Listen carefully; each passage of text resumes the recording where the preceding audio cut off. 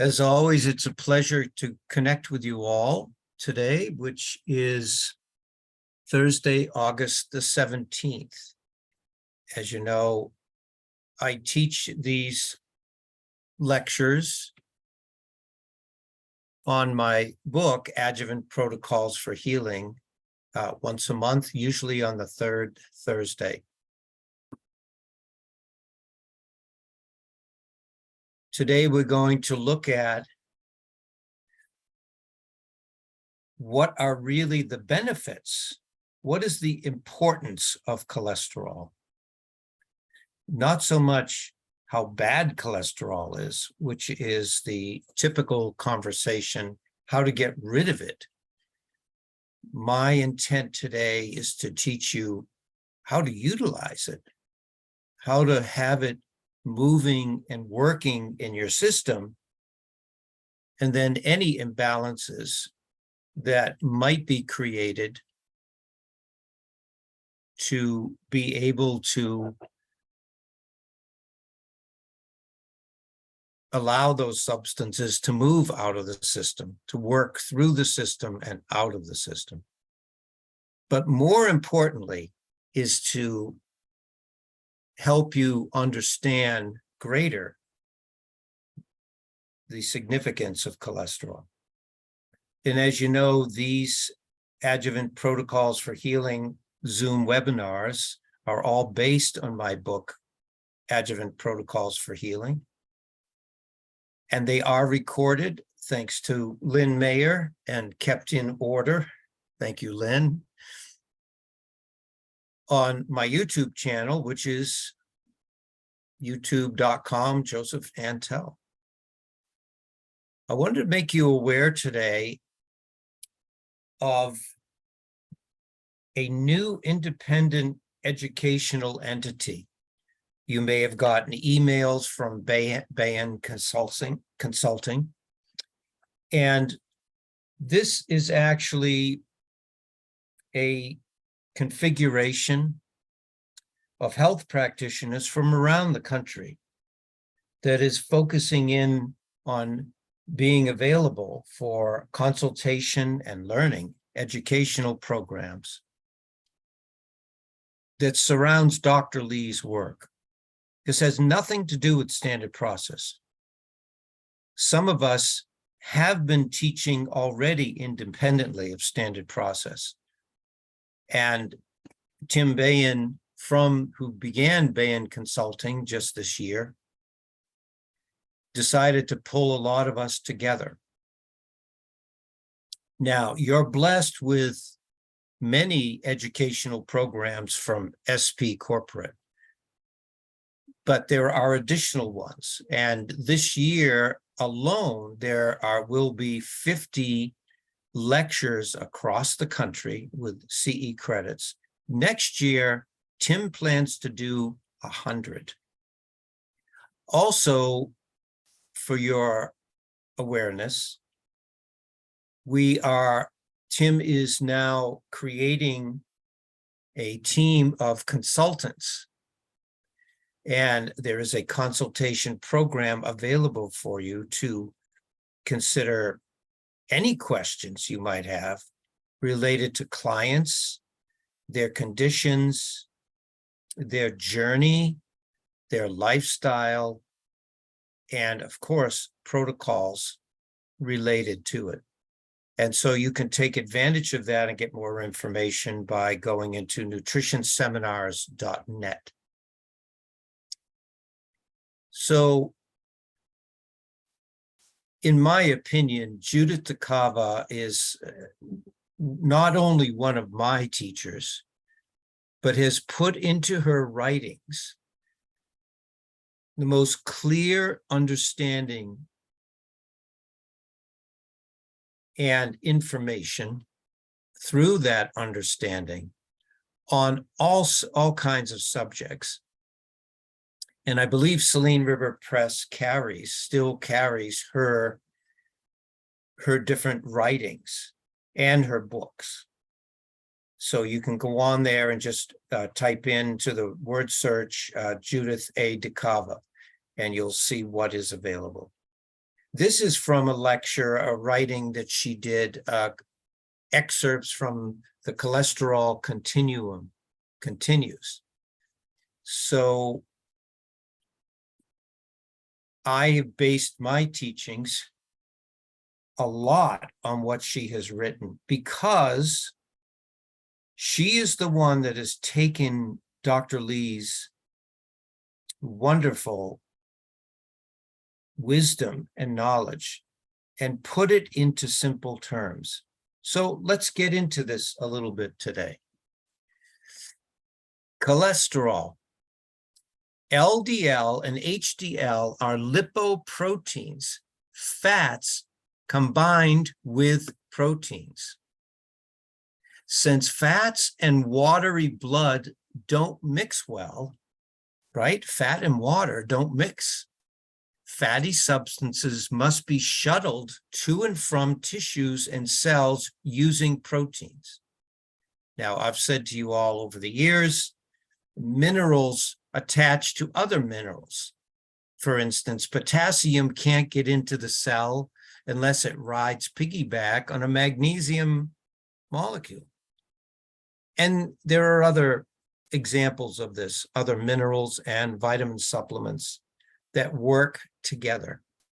So here is another case in point.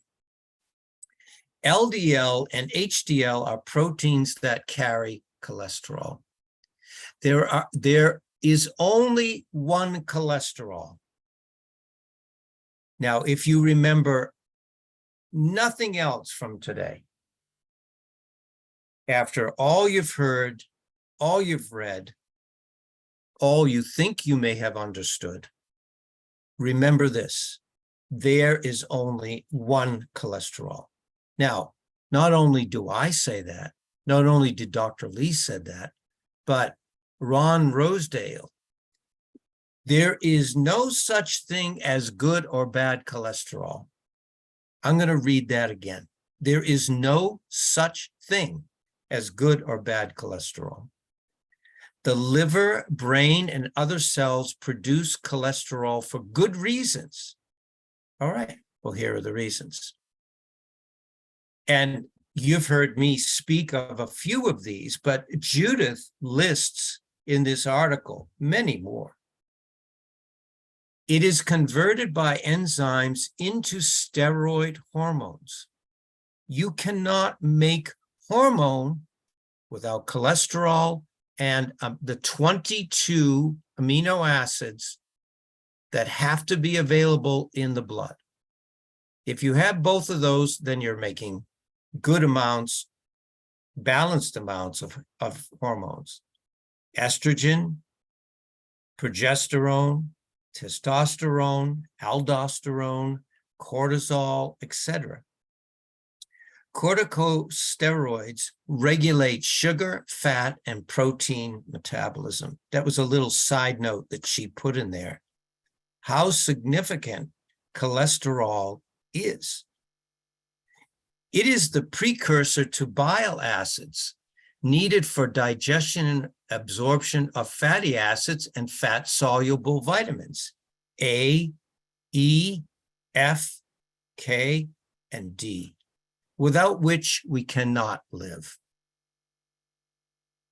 Yes, cholesterol does that. Now, cholesterol is so significant for bile acids. Any or most excess cholesterol, and remember, there's only one, so it is a combination of LDL and HDL. So cholesterol is recycled. It goes back to the liver and it is recycled back into bile acids. So as we have seen so many times, the body is magnificent. It doesn't have anything excess that it doesn't either get rid of or reconstruct back into something that is useful.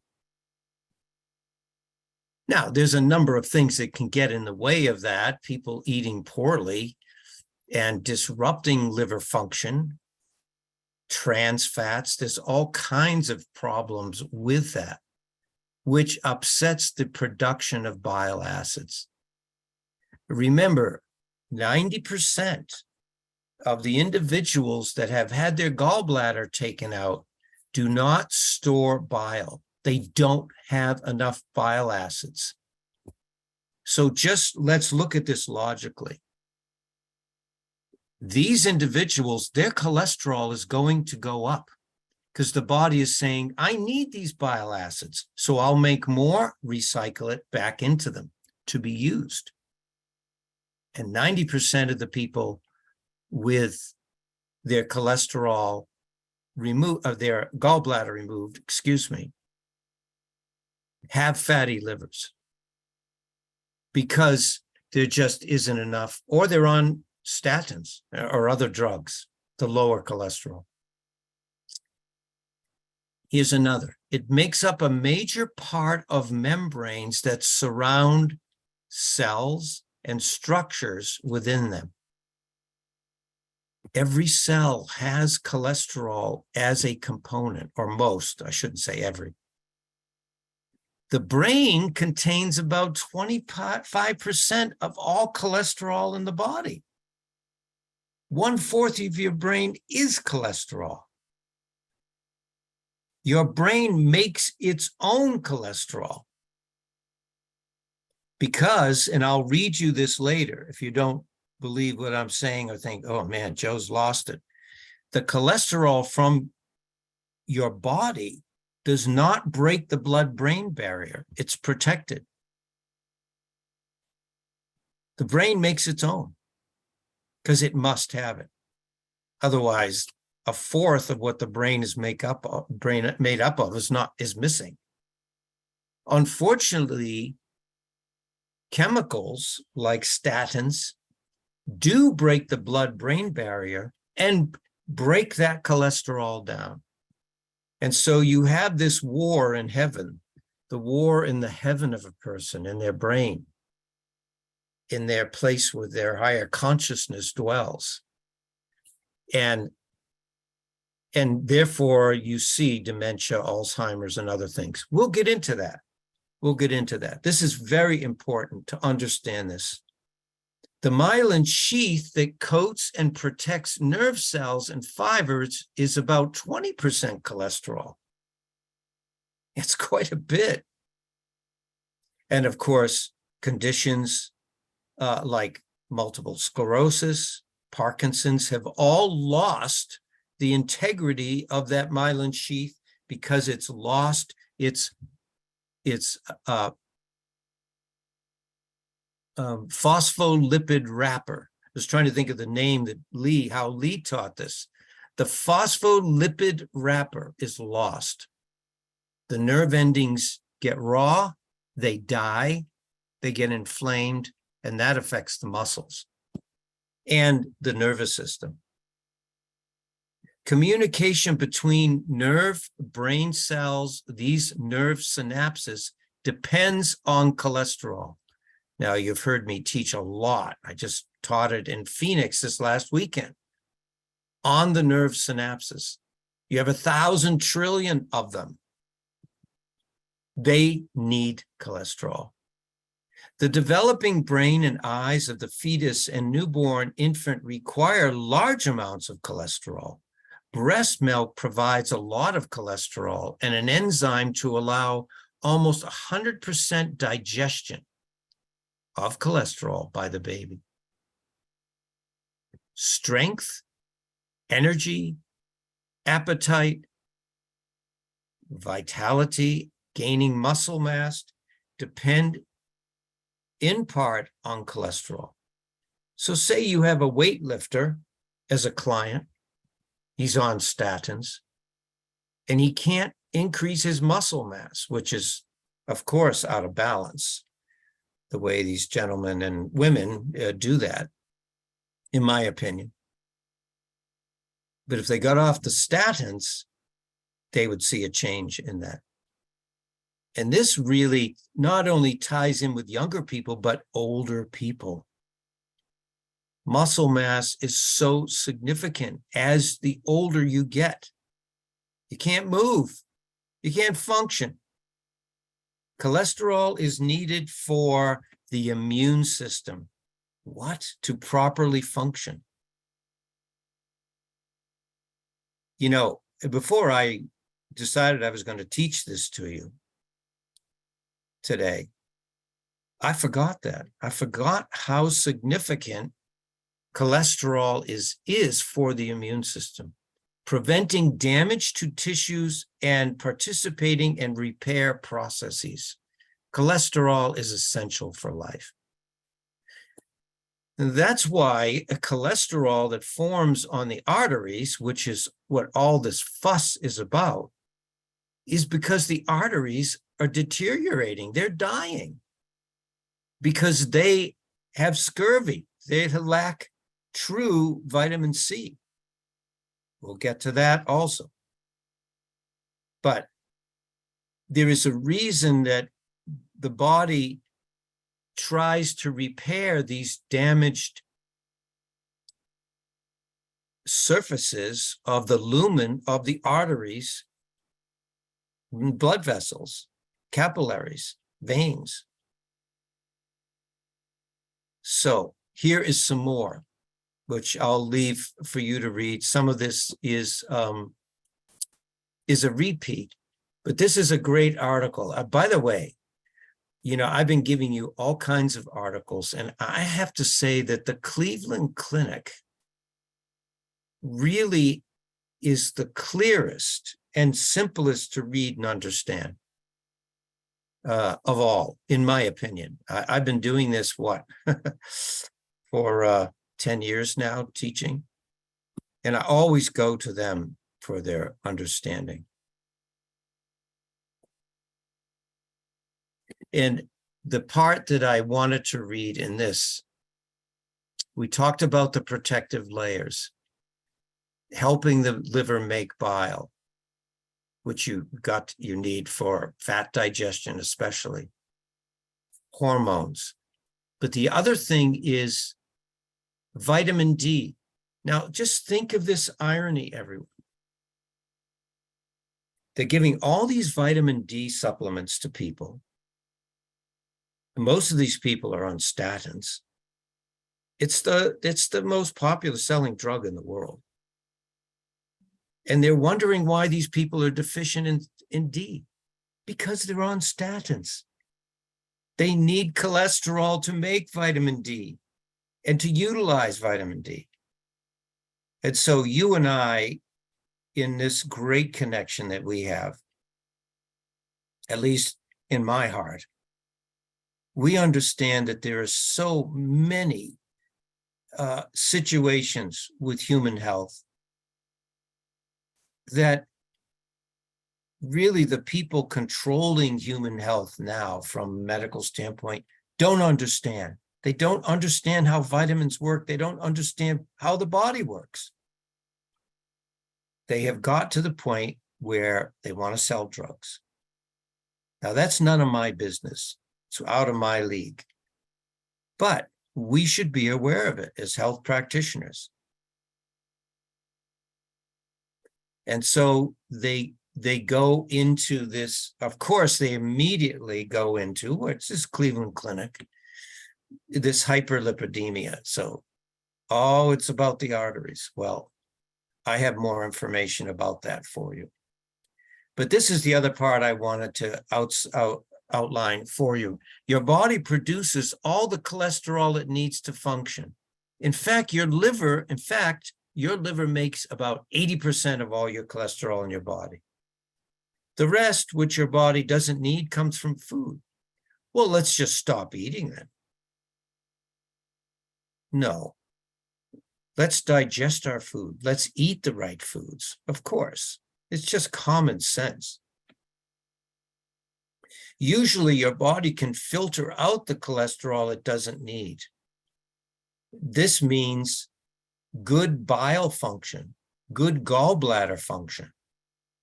That's why I say people that have had their gallbladders taken out have real challenges for the rest of their lives.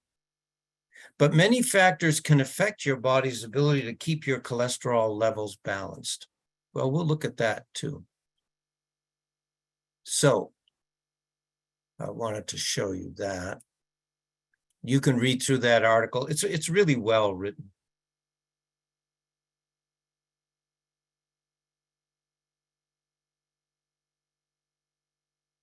Here is more of Judith.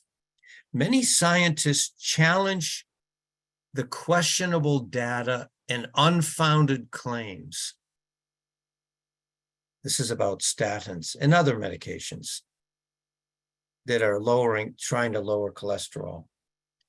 To prevent cardiovascular disease, which it hasn't done.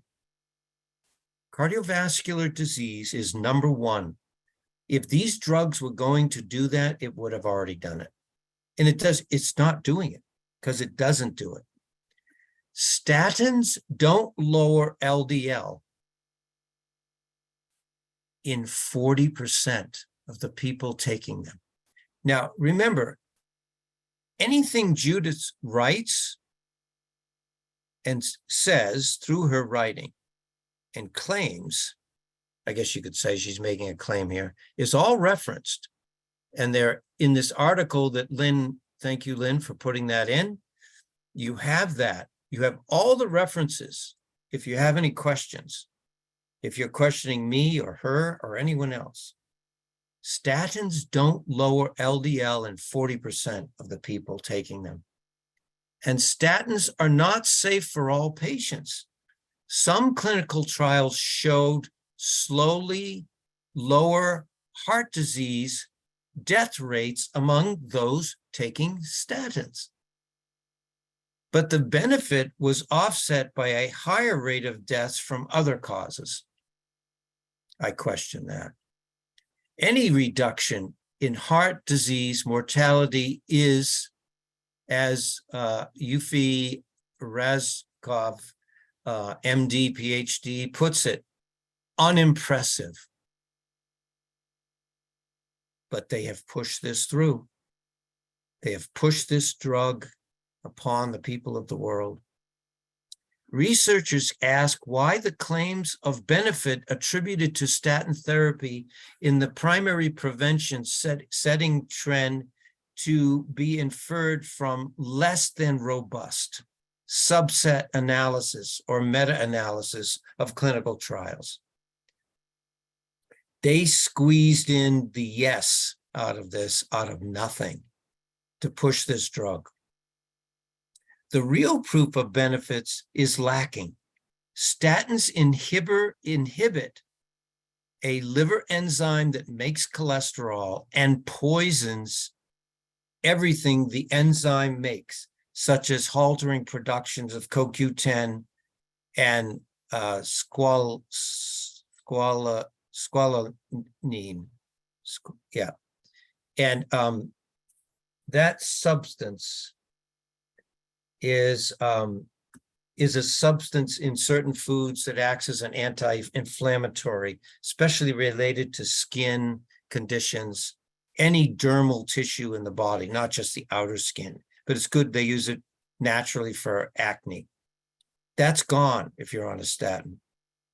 That's why one of the things you see when people are on statins, older people, hopefully not younger people, is their skin dries out. They're on blood thinners and statins. And you wonder why their skin is bruised and dried out. That's the reason.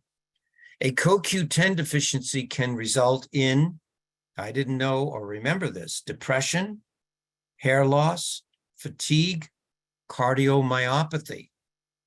So what is cardiomyopathy? The beginning of the failure of the heart muscle to function normally. And again, to enlarge and not pump the blood, contract and push the blood where it needs to go.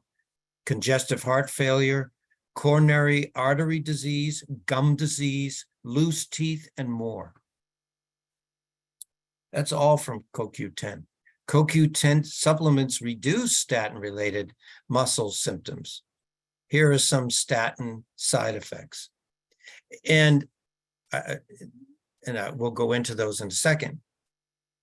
It isn't ironic to me that they will give the statin and then they say, oh, but take CoQ10 with it.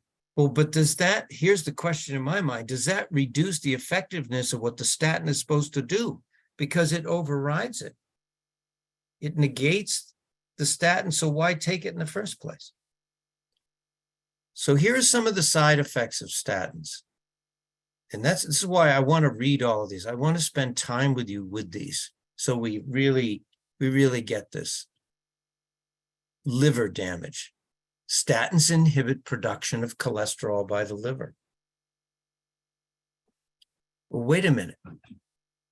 The liver is the primary organ. We need cholesterol production, the 80% from the liver. Statins inhibit it. Muscle weakness, aches, damage, severe with higher statin dosages. Tendinitis, tendon tears. And you see this with older people that want to keep exercising and heavy exercising. Increased fatigue after exertion, decline in overall energy, tired. They're just tired all the time. Memory and cognition impairment, transient global amnesia, potential for depression, irritability, and aggressiveness. And you'll see another article I have about this. Damage to peripheral nerves causing peripheral neuropathy if statins are taking longer than 2 years. Wow. How many older people have this challenge, peripheral neuropathy? Many. There's some chiropractors now that specialize in that. Good. But they're fighting an uphill battle, if not a losing battle. Lowered immune system function. And we know that the second leading cause of death, which is in the next bullet, potential increases in autoimmune diseases and cancer risk, impaired anti-tumor immune responses.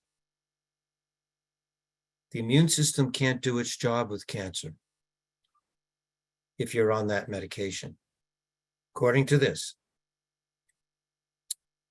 And remember, cancer is the second leading cause of death. Increased risk of hemorrhagic stroke. What? Well, wait a minute. You're taking the statin to prevent heart disease and stroke. If you're on it, you can look up the references. It increases. That's what the stats are showing. Increased in prevalence and extent of coronary artery and aortic artery calcification. Well, wait a minute. So we've removed the fat part of the clogging of the arteries. But we haven't. We've increased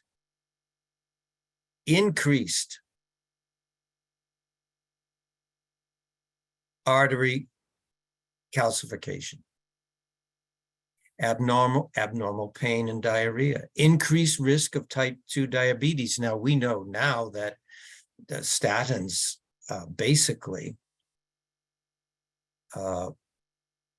in a good amount of people now, they're taking them off of them because it's creating problems with their insulin sensitivity, deterioration of blood sugar control and existing diabetics in people that already have it. It makes it worse. Worsen progression and symptoms of knee osteoarthritis. You know how many knee replacements are going on? Now, I'm not picking on statins. I am just giving you this information so you're aware of this with clients. Give them this list. You don't have to say another word. Increased risk of developing cataracts. sexual dysfunction, reduced fat metabolism, including that of essential fatty acids. Can't make hormone. Can't. May suppress omega-3 benefits. Now remember, the omega-3 benefits are your anti-inflammatory benefits. Reduction in levels of CoQ10, vitamin, all your fat-soluble vitamins for your eyes, your skin, your hair, your nails. May deplete mineral protein complexes, including zinc. Well, zinc is for the eyes. Zinc protects the pancreas from infection and degradation. Copper, selenium, all of these, chromium, lactic acidosis, and anemia. So I guess enough of that for now. There's a couple more things on statins I wanted to give you in this hour and a half. So what has changed now in the last few years? Well, the total cholesterol, which remember, there is only one cholesterol. I don't look with people. I don't look at the LDL and HDL and the ratio. If you want to, you can. I want the total. Now, when I started out, the normal high level of cholesterol was 260. That's what I've always gone by. Then it dropped to 240. Now it's 200. And what they miss in changing these things is the sister lipid in the blood, which is triglycerides. So what I look at is the total, and I look at the triglycerides, because then you're getting too much fat in the blood. It's not being utilized, not being transported, it's not being broken down, it's not being transported. If it's excessive. Now, I just spoke with Lynn. We were talking about this just before I started. My high triglyceride was always 100. You know, they have it way up there, 150, 100. Now they've changed it to 130. Well, now they're getting closer. But really, it should be 90 to 100 at the most. So there's another factor to consider when you're looking at this. This is really why I decided to do this lecture. I found this article, and I taught it at Lynn's group in Colorado Springs that meets once a month. They have anywhere from, a dozen to 15, 18 people every month to get together, practitioners. This was just the end of June, a very short time ago. America's most popular drug has a puzzling side effect. We finally know why. You're going to blame it on a gene. The reason statins can make your muscles sore and weak was unclear. No, it wasn't. I just read you this article. We knew about it. Judith wrote that article 5 years ago, until scientists accidentally stumbled upon an answer. Yeah, they've done a lot of stumbling. Statins, one of the most extremely studied drugs on the planet, taken by tens of millions of Americans alone, have long had a perplexing side effect. Many patients, some 5% in clinical trials, and up to 30%, of course, these clinical trials, they say, oh, well, we put them in the other category because this happened or that happened. No, listen, 30%, 1 out of 3% in observational studies. Yes, because they can't walk. Yeah, observe their gait analysis. Experience sore or aching muscles, especially in the upper arms and legs. A much smaller portion, less than 1%, develop muscle weakness or myopathy. severe enough that they find it hard to climb stairs, get up from the sofa, get up from the toilet, says Robert Rosenson, a cardiologist at Mount Sinai. I believe he's the one that I saw I had my heart check. I believe he must be pretty old now. Oh, that was back then. That's right. When was that article written? I promised my mother I would go to the best cardiologist that I could find. I believe he's the one that I saw. Here's this article that I'm talking about today. Judith wrote this in, 2013. Yeah, so it was quite a while ago. Okay. He had patients fall on the street because he gave them statins, because they couldn't lift their leg over a curb. But why should an anti-cholesterol drug weaken muscles in the arms and legs? Recently, two groups of scientists stumbled upon an answer. They didn't set out to study statins.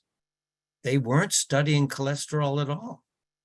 They were hunting for genes behind a rare disease called limb-girdle muscle dystrophy.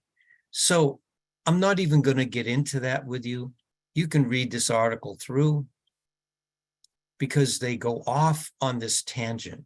The fact is that cholesterol, they're having real problems with this drug now. It isn't just the type 2 diabetes. These people are failing. They're failing in their health. They're failing in their life. And this enzyme, HMG-CoA reductase, and to doctors is not obscure. It is, in fact, the very enzyme that statins block in the process of halting cholesterol production. And so the answer of two mysteries suddenly became clear at once. Dysfunction in this enzyme causes muscle weakness from both limb-girdle muscular dystrophy and statins. My point, everyone, is that maybe it's not so extreme with people. Maybe most people, when they're on statins, get this weakening in their stamina. It's happening to almost all of them. So let's go back to what cholesterol does and the implications of how important that it is. Cholesterol is a major constituent of the human brain. The brain is the most cholesterol-rich organ. Yes. So there's more cholesterol in the human brain than anywhere in the body. Numerous lipoprotein receptors and apolipid proteins are expressed in the brain. Cholesterol is tightly regulated between the major brain cells and is essential for normal brain development. That's why the mother cannot be on statins in pregnancy. That is disaster, in my opinion. The metabolism of brain cholesterol differs markedly from that of other tissues. Brain cholesterol is primarily derived by de novo synthesis. In other words, made within that, produced within that. And the blood-brain barrier prevents the uptake of lipoprotein cholesterol from the circulation. This is why I said in the beginning, your brain makes its own. Defects in cholesterol metabolism. Now, remember, statins break that blood-brain barrier and destroy the cholesterol in your body from the primary circulation to the brain circulation. Defects in cholesterol metabolism lead to structural and functional central nervous system diseases, such as Smith-Lemli,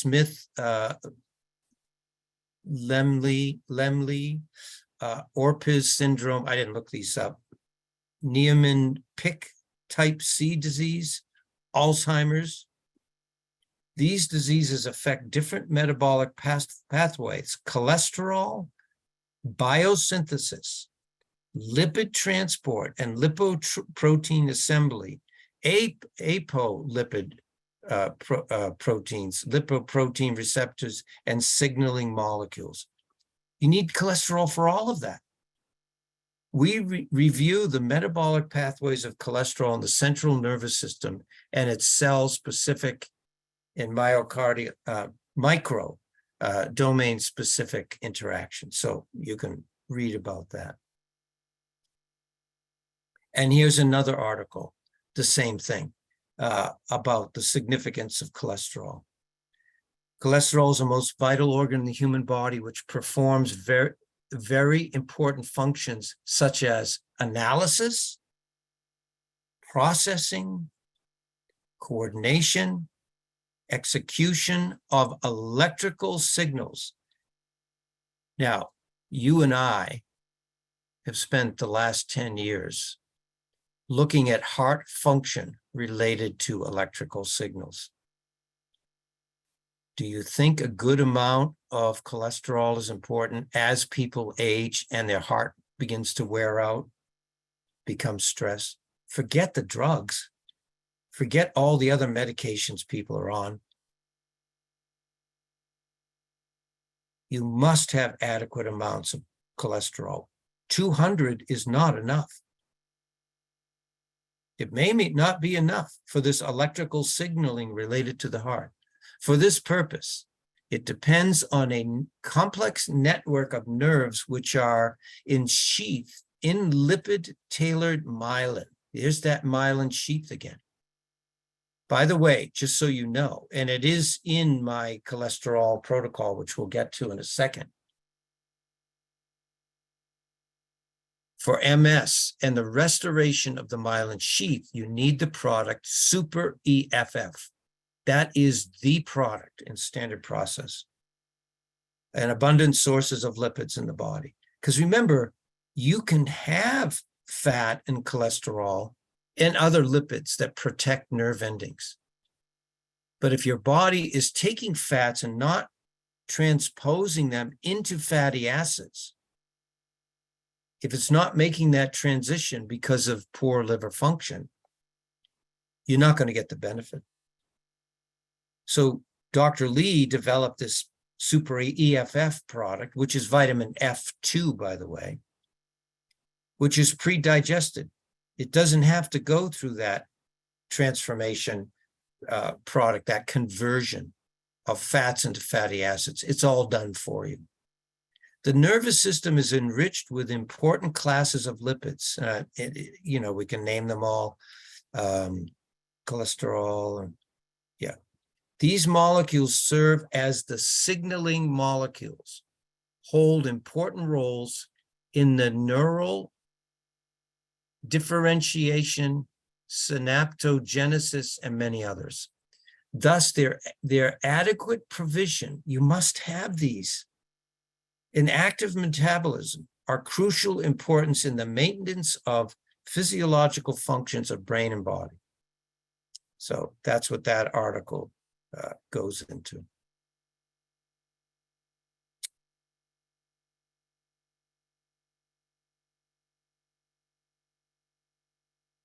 Cholesterol is specifically important for synaptic function. So remember, these 1,000 trillion nerve synapses need that.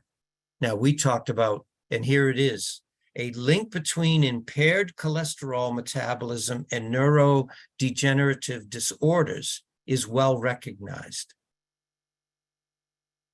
So if they're not connecting the neurotransmitters and cholesterol, however, much less is known about the role of cholesterol in peripheral neuromuscular transmission and corresponding disorders.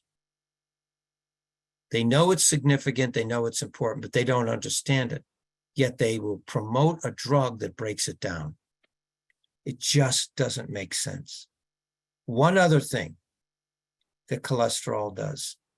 Our review in the first attempt to summarize known experimental data on the role of cholesterol and its derivatives in the neuromuscular junction So the junction between nerves and muscles. This would be very interesting in the study of MS. I haven't read this whole article yet. In health and some motor dysfunctions. Accumulated novel date indicates that cholesterol is included in all key pre and post synaptic processes. All of them, you must have cholesterol, on which the safety factor at the neuromuscular junction depends.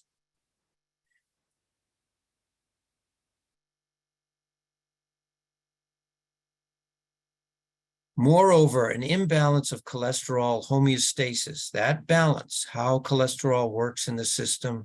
Remember, there's only one cholesterol. I'm not going to get into, well, you got to have the good and no. I believe that doctor who has spent his life studying cholesterol. There's only one cholesterol. Stop with the good and the bad and the LDL and HDL. Forget it. You may not agree. Other teachers may not agree. I'm going with that guy. Cholesterol homeostasis accompanied by membrane cholesterol changes can modulate these steps, and disruption of lipid rafts, whatever that is an early event in the disuse-induced muscle atrophy.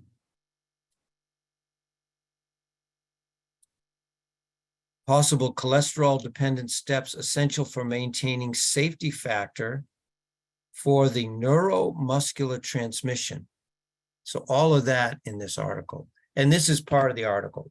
These are all the things. I'm not going to go into this, what it does. All of you that have more scientific minds, of course, you can get into that.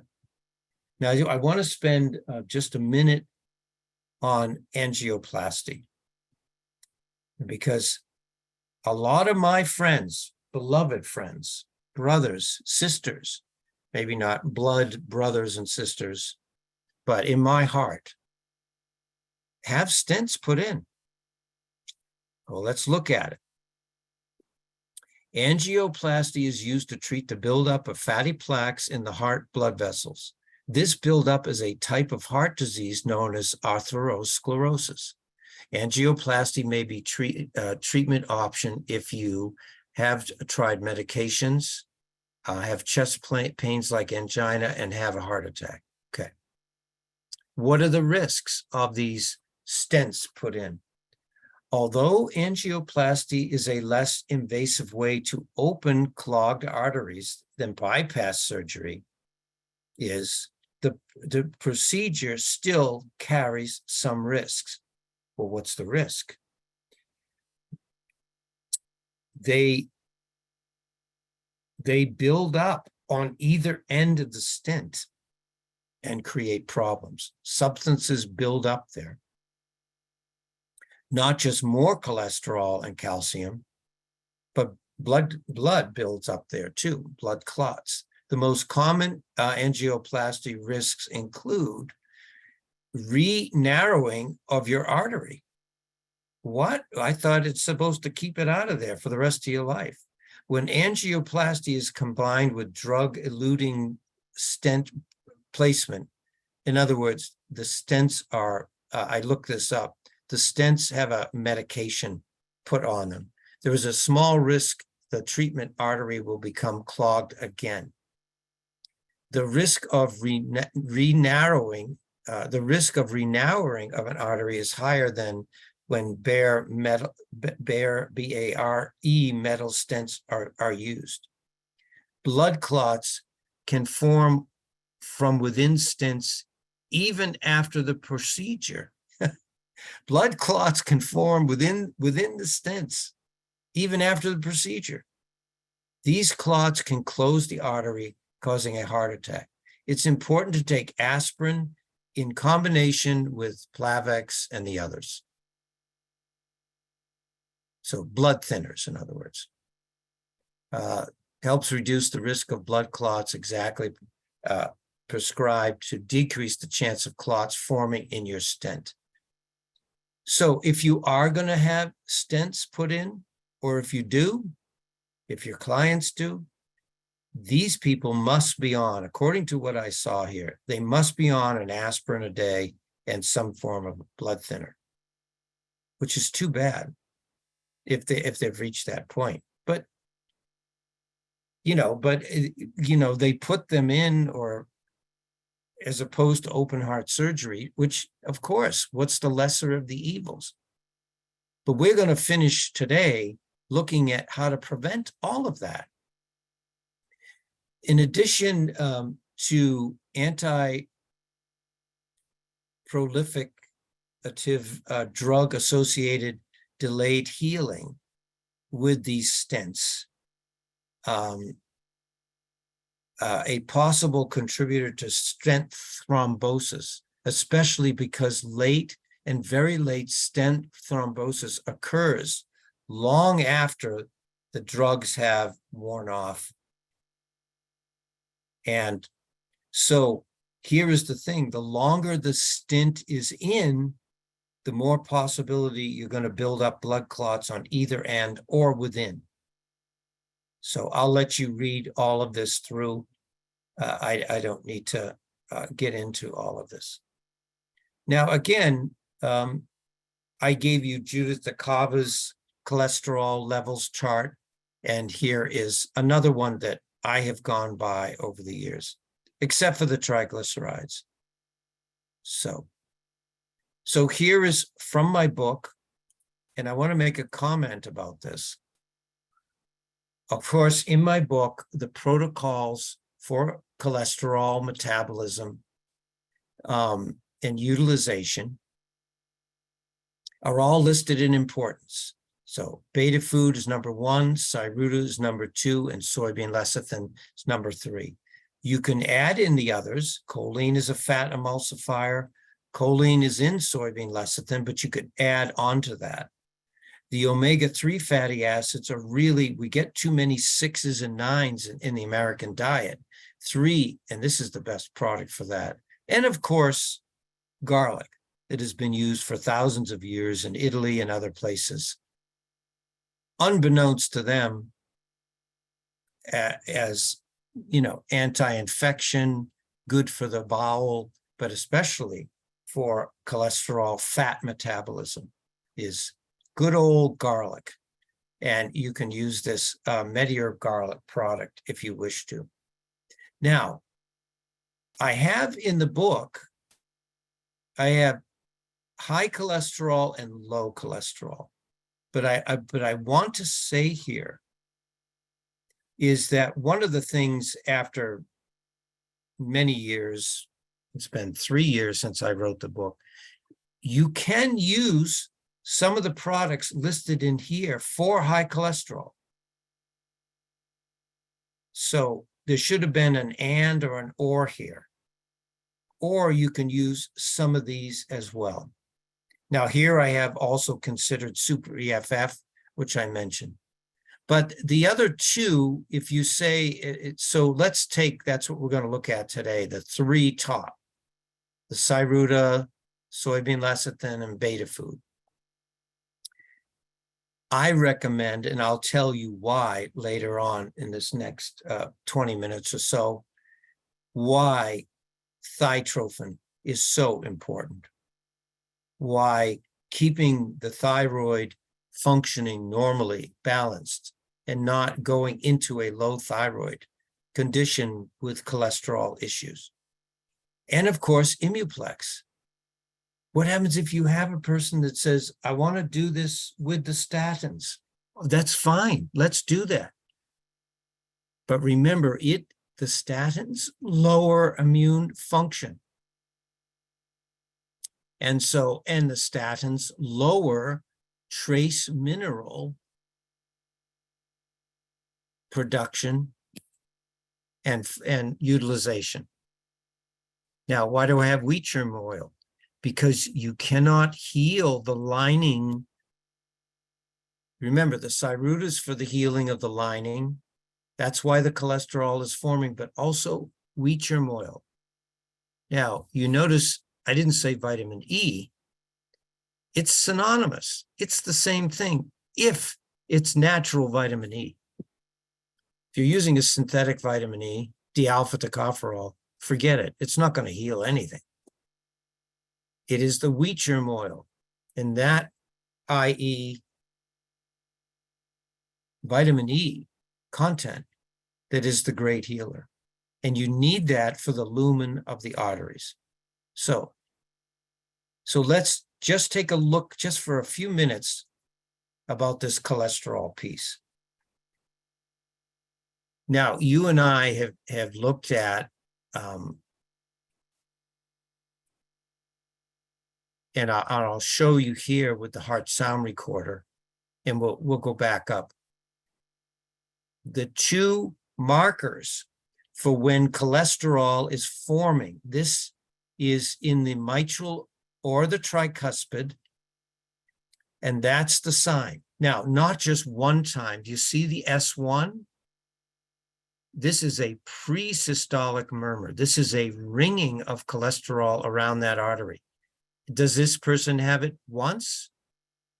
No, every time. Here, here. And so there's your products for that. And then the other indicator is the high second sound. This is why I'm tying this in with thyroid. The high second sound in the aortic only is indication that the blood is too thick. And in most people, the blood is too thick because there's too much fat in the blood. All right, look at their triglycerides. Make sure they're below 100. And that's beta food for that. I've lowered hundreds of people their triglycerides by giving them one product. One product will keep it balanced. And unless they have, again, something else going on with their liver, for sure. There are other things that thicken the blood. But the movement of cholesterol, of calcium out of the blood, and which is creating this high second sound indicator, which is thick. The blood viscosity is too thick. If you see this chronically in people,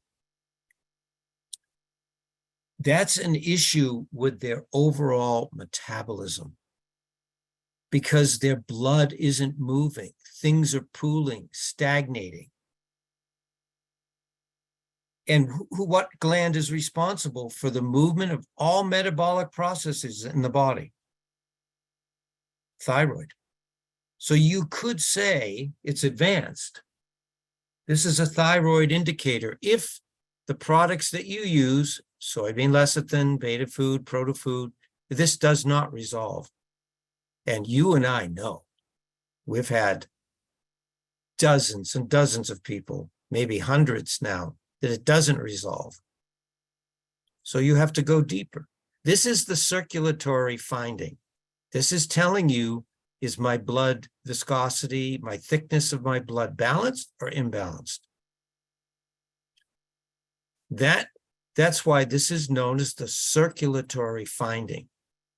And what controls circulation is the thyroid. So having said that, let's just go back for a second up here. This is a very great article. Thyroid hormones influence all metabolic pathways. All. Now, I had said, and I almost said it now, I don't want to be arrogant and say all, 100%. They're saying all. PubMed is saying all metabolic pathways. Okay, well, I'll take that and run with it. Their most obvious and well-known action is an increase in basal energy expenditure obtained acting on protein, carbohydrate, and lipid metabolism. With specific regard, now they're isolating lipids out. They're saying that it's more specific, more significant with lipids, that's how I'm reading this, than carbohydrate and protein. With specific regard to lipid metabolism, thyroid hormones affect synthesis mobilization and degradation of lipids. If there's excess, let the body get rid of them. That's degradation. This is a function of the thyroid, a primary. I mean, they say specific regard, but they're saying it's primary. Although degeneration is influenced more than synthesis, well, they're picking, anyway. The main and best known efforts on lipid metabolism include enhanced utilization of lipid substances. This is all that the thyroid does, everyone. Increased in the synthesis and mobilization of triglycerides stored in the adipose tissue. There you have it, everyone. You want to get rid of your adipose tissue? Get your thyroid up and moving. Increase in the concentration of esterified fatty acids, and increase of lipoprotein lipase activity. Yes. I thought I wanted to say one thing about lipase, but, oh, yes. Just remember, when you talk about lipase, you're talking about the pancreas here. The pancreas produces lipase to break down fat. That enzyme, lipase, must attach to a fat molecule in order for that fat molecule to be broken down. What triggers that action is bile salts. That's why cholesterol, which is purified bile salts, is so important in that breakdown of cholesterol. And I don't even have cholesterol in my, so write that in your notes. You need to get that activity of cholesterol working. Because without the bile salt triggering this activity of lipase breaking down the lipoprotein, you're not going to lower cholesterol. While severe hypothyroidism is usually associated with an increase of serum concentration of total cholesterol and atherogenic lipoproteins, the occurrence of acute myocardial infarction in hypothyroid patients is not frequent. Now, we know, and I taught a whole hour and a half on this, that it's really important, and it has been for thousands of years in Oriental medicine, Ayurvedic. Thyroid rules heart, heart rules kidney. I don't care that they don't find that significant. I'm telling you that it is. However, hypothyroid patients appear to have an increased incidence in residual myocardial ischemia following AMI. Come on, you guys. They're trying to argue their way out of something that they can't get out of. The thyroid is significant, even in subclinical hypothyroidism. Even if your thyroid doesn't register low, here it is, it's saying it, even in subclinical hypothyroidism, which is characterized by a raised serum TSH level with normal serum thyroid hormones. That's why you need to run thyroid blood work. Lynn has taught me this. It's in my most important tests that you do. You have to find out if the thyroid stimulating hormone is balanced or not. So,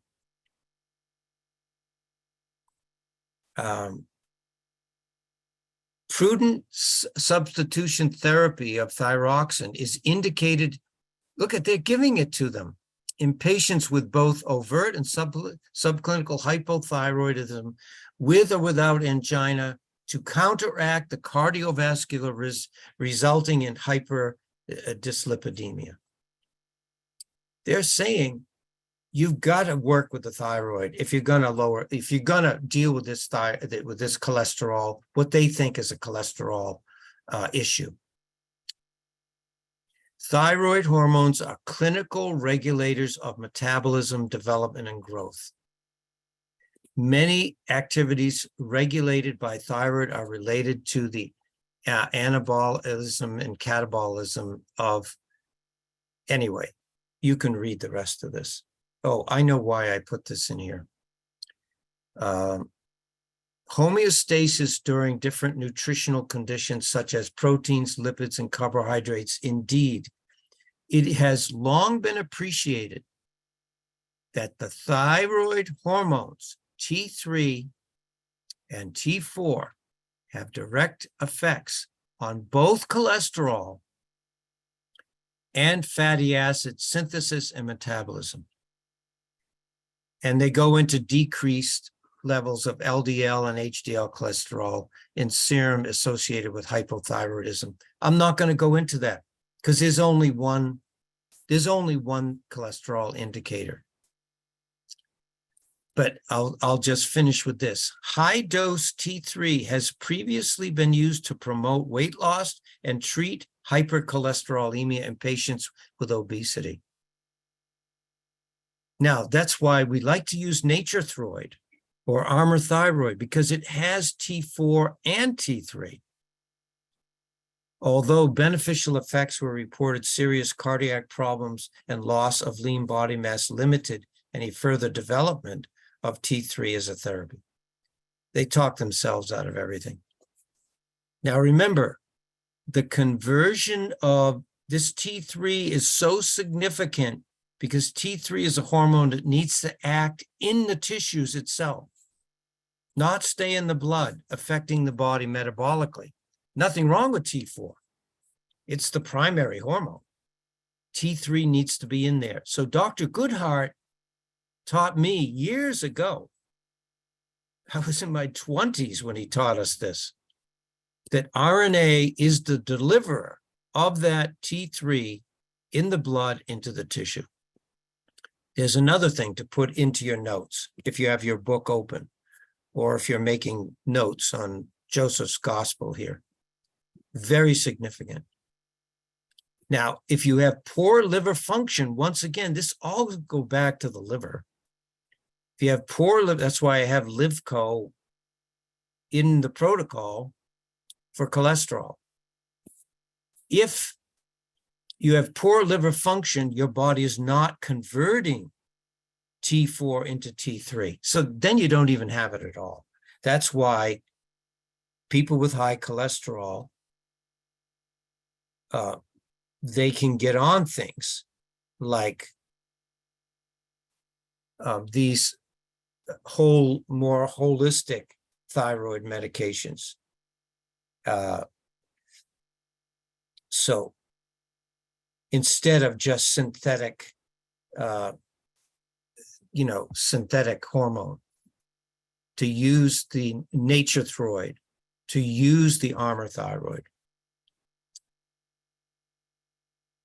So it's more on triglycerides, but that's all. It's a great. So let's just take the last 20 minutes here and let's just look at how, from a natural standpoint, even if they're on statins, even if they have low thyroid, we still can provide 3 basic elements. We can add to it in the protocol, but the 3 products they must have. It doesn't matter if they're on these things. What we do, the healing arrows in our quiver are to provide the nutritional substances so individuals can, even though they're caught in the medical system or they just go along, they don't want to eat right, they can still see some results. And the 3 major factors is to dislodge the cholesterol from the blood vessel, to keep it in the blood long enough to get to the liver, and then to eliminate it. And those 3 products are simply to dislodge from blood vessels is Cyruta. To keep it in solution, which is really significant. All of these are significant, but this is particular, because otherwise it's going to reattach somewhere else. The fat's going to reattach somewhere else or go into adipose, is your soybean lecithin, and then get rid of it. Help that liver function better. So there are the three products. Now, before we get started, I want to review Cyruta and Cyruta Plus. Why am I using Cyruta? For that, you have to go back to Royal Lee's original formulations, his original writings. So let me give you the ingredients of Cyruta. Now, they're both buckwheat substances, but they're slightly different. In fact, they're not slightly different, they're significantly different. Cyruta, here's the original formula. Dehydrated extract of buckwheat seed and green leaf. Well, wait a minute. You've been telling me, Joe, that Cyruta Plus is the leaf. That's correct. It's pretty much all leaf. But this product actually should have been called something else, because it is primarily a buckwheat seed extract with the leaf in. So that's the difference. That's why you can't accomplish this with Cyruta Plus. It will help. It will help protect and help nourish. It will help nourish the lumen of the walls of the arteries, veins, and capillaries. But let's look at Cyruta Plus. Here is his original formula. Dehydrated buckwheat juice, whole plant, exclusive of seed extract. Now, I don't know what they do now. That's a good question for standard process. But originally, the original Cyruta Plus did not have seed in it. It's exclusive of that. It doesn't have the seed extract. That's what you need when you have cholesterol buildup. That's the factor that dislodges cholesterol from the blood vessel. Cyruta Plus is fine for the blood vessels. You need it because the original reason for the Band-Aid effect of cholesterol on the arteries is because the arteries are cracking and breaking down and bleeding. Yes, scurvy of the arteries. So Cyruta Plus is fine, but if you're going to dislodge, you must use Cyruta. So let's just look. I just pulled this. You can, like I do after, you can just thinking about a product. This is what I do in my spare time. What do you do, guys? Do you play golf or, I don't know, go to the movies? I sit and look things up. So I'm sure you do too. But what is buckwheat's uses? Heart disease. Look at the first thing they say in this article. Taking buckwheat might lower some markers of heart disease. They always put that in so they don't get sued. Always. That's for the lawyers. That word right there. Including cholesterol, triglycerides, and blood sugar. Now, some of you probably didn't realize or forgot when Lynn and I taught this in Colorado Springs, I think they were really surprised. You mean to me Cyruta Plus lowers blood sugar? Cyruta lowers blood sugar? Yes. Anything with buckwheat leaf in it. In people who are healthy or those with diabetes or high cholesterol. Buckwheat doesn't seem to improve blood pressure, body weight, or other types of cholesterol. Did I read that? But buckwheat doesn't seem to improve blood pressure. Oh yeah, it's unknown if buckwheat lowers the chance of death, heart attack. Well, I don't know about that. Yeah, that's a huge claim, or stroke in people with heart disease. But remember, Harvard has now admitted, and I have that slide in here that Mark found for us. They did a study, and buckwheat, the rutin from buckwheat is the anti-stroke substance. That bioflavonoid is considered the anti-stroke vitamin. Poor circulation that can cause legs to swell. Just think of how many people have this. You got to get them on Cyruta Plus. Chronic venous insufficiency.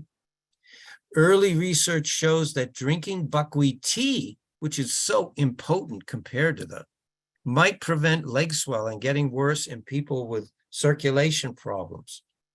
Do you think you want to take this product at least 3 times a week? You're on so many things. Well, get off your synthetic vitamin C with things that aren't vitamin C that are in it. Early research shows replacing a portion of white flour or white rice with buckwheat lowers fasting insulin levels. And so you can look this up and read about it. Diabetic neuropathy. So here is the product. And of course, many of you've heard Mark and others lecture on this. This is the significant product because it, and Cyruta Plus, but if you want to remove the cholesterol from the artery, you must use Cyruta. Number 1 product to prevent strokes, promotes vascular elasticity. See, it's the blood vessel that loses, it gets like a straw instead of like a hose that's flexible. It gets like a straw, stiff. That's when it cracks and breaks. It may not break completely open, but it breaks inside along that lumen. It dries and cracks. That's when the calcium and the cholesterol come to the rescue and heal that up. What else? Primary product for age groups for maintaining healthy vascular. Vertigo, you get people that get dizzy once in a while, tinnitus, memory loss, and repetitiveness. It's a great product. So it's the most important member of the vitamin C family. So the establishment of the protein integrity of tissues concern, remember the intercellular cement, as Mark describes it, others describe it other ways, of collagen is glue, the glue that holds collagen, protein substances together, is this factor, is the factor in Cyruta and Cyruta Plus for all tissues, all tissues. And here it is, promotes a formation of calcium for, also, the Cyruta and Cyruta Plus are the partner to vitamin F in promoting the movement of calcium into the tissue. So you can read through these capillary fragility, bruising, loss of memory. So you can go through those. So remember that we said cholesterol, 25% of the brain is cholesterol, 30%. Now you've got half the brain is lecithin. So the cholesterol and lecithin actually work together. And remember that one article said that there's a great balance between the cells in the brain so that there's not too much cholesterol, but enough. And lecithin is the substance that keeps that regulated. Also in the liver, to keep the fat in the liver regulated, 2/3 of the fat in the liver. 2/3 is lecithin. We didn't make it up. Encyclopedia Britannica, that's pretty reliable source. And Mark, some of these are Mark's slides, and he does such a great job. Don't miss him in September, by the way, 16th and 17th, Loveland, Colorado. You can look it up on Saline River Press or standardprocess.com. So it helps lower cholesterol levels by keeping fats in solution and increasing lipid clearance. It's great for joint and muscle stiffness, soreness, bursitis, cramps, myositis. So, and there's a substance in soybean lecithin that is called phosphatidylserine that is recognized medically as having a great effect preventing Alzheimer's, or if you have Alzheimer's disease. And that's called phosphatidylserine, I'm sorry, yes. So you can read through these, what it does, and remember that it helps emulsify, it breaks up fat molecules. And I already went through the indicators with the heart sound recorder on this. Now, this is one person that had this issue with their overall, remember we talked about metabolic status, the thyroid related to the movement of all metabolic processes, but so is the mineral phosphorus. It is the mineral that accelerates. Here's a great example. Here's a person, they had them on Cataplex B Core and some other things, Cyruta Plus. But look how long, S1, S2, look how long. So this is an imbalance in his autonomic nervous system. They're two parasympathetic dominants. So you give them phosphorus, which is, the doctor gave them soybean lecithin, which is phosphorus and choline, phosphatidylcholine.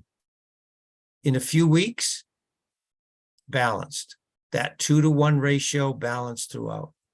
And you'll notice that he was also throwing extra beats, and they're gone too. And so you can look at this once again and relate it to triglycerides as well, using the soybean lecithin. So we have the Cyruta now for dislodging the cholesterol. We have the transport and suspension of the cholesterol in the blood back to the liver. But the most important thing, so it doesn't go back into the bloodstream, not the most important, but equally important, is beta food. Because beta food thins the bile route to the liver. It thins that bile out so that it flows better. It's the first thing John Courtney taught me, and I have used this over the years. It thins the bile route to the liver. He said, that's the only thing you need to learn, Joe, about that product. Just say that when you go into offices. When I was 20 years old, converting blood fat to glucose. A lot of people cannot make that conversion. And that's why at night, especially, the buildup of glucose in the blood, because they're not making that conversion all day long. And by the way, silymarin, milk thistle, is the herb that does the same function. And milk thistle helps the liver to manage the actual release of glucose, and so does beta food. Beta food contains the highest amount of methyl donors of any substance on earth. Nothing is greater. They're using it now, as you know, powders, all kinds of things, athletic performance. The beta food tablets are so concentrated, it outdoes these other powders 10 to 1. And it helps with gallbladder syndromes, gallstones, high cholesterol, low blood sugar, high blood sugar, and fatty liver. Now, these individuals that try to sell us as practitioners this gene that people don't have, they can't methylate B vitamins, is nonsense. And you know that Mark called the guy, and the guy admitted he just made it up to sell products. But be that it may, don't even get into an argument about that. Don't worry about it. These people need methyl donors. If they're not utilizing B vitamin, it's because they don't have the methyl donors. Give them beta food. Highest content of methyl donors on earth. There it is. So this article goes into that. In this review, we focused on nutrients that act as methyl donors or methylation cofactors. What these people that can't metabolize these B vitamins, they don't have the cofactors. That's what it is. And the methyl donors. And presented in integrating evidence of the role of these bioactive food components. Remember, you can't just isolate methyl donors out. They have to be in the food content itself, in altering DNA methylation patterns in cancer. This methylation, we should do a whole hour and a half on it, related to so many conditions, but especially cancer. If you don't have good methylation, your chances of keeping cancer, if you get it or getting it, are very high. So, very important. And so this is the wonderful beta food. And it's also, it's high amounts of betaine, best known for helping to reduce homocysteine levels in the blood, which is directly related to lowering heart disease risks, helping to fight hardening and blocking of the arteries, is betaine in beta food due to elevated homocysteine. Beta food is beneficial in reducing risk of heart attack, stroke, and other forms of cardiac arrest and heart disease. May help improve muscle mass, improve body composition, and increase stamina. That's why it's the rage now with bicyclists, with weightlifters, with anyone that works where they have to have endurance and muscle fitness of any kind. Quicker fat burning abilities, fat loss without breaking down muscle tissue. Very important. And it's the great clearance substance. I don't like to use the word detoxification because betaine, the betaine relates to the detoxification, but beta food is not a liver detoxifier. Provides and helps with liver clearance.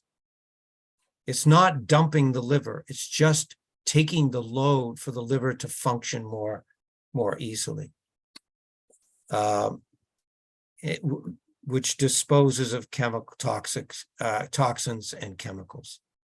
And so the whole discussion on cholesterol is, as I said, I started with Judith DeCava, and here's her book, Cholesterol Facts and Fantasies. You can get it through Saline River Press.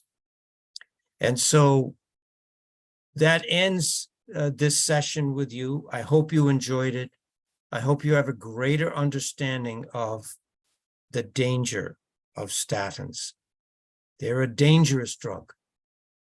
And the implications and the fact that they know it. They know it.